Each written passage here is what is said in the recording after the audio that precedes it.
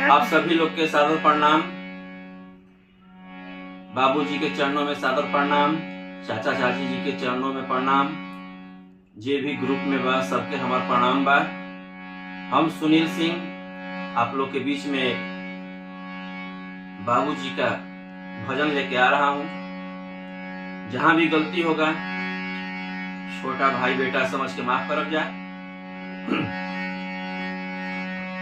हर करिला बिनीतिया तोहार मोरे बाबूजी, करिले बिनीतिया तोहार, करिले बिनीतिया तोहार मोरे बाबूजी, करिले बिनीतिया तोहार। केहू के न डांटल न केहू पर बिगड़ल, बहुतन का दुख अपने ऊपर लिहल। केहू के न डांटल न केहू पर बिगड़ल, बहुतन का दुख अपने ऊपर लिहल।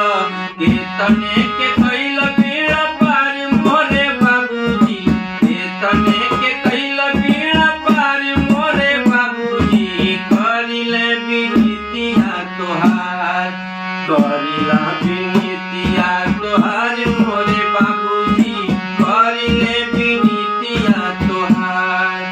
घरे घरे जाई जाई नाम लुटवल, नाम लुटवल हो नाम लुटवल। घरे घरे जाई जाई नाम लुटवल, नाम लुटवल हो नाम लुटवल। तने के कैला उधार मोरे बाबूजी, तने के कैला उधार मोरे बाबूजी, करिले बिनीतिया तोहार, करिला बिनीतिया तोहार मोरे बाबूजी, करिले बिनीतिया तोहार। सबके हियरवा में प्रभु जी के देखेला, प्रभु जी के देखेला, प्रभु जी के देखेला।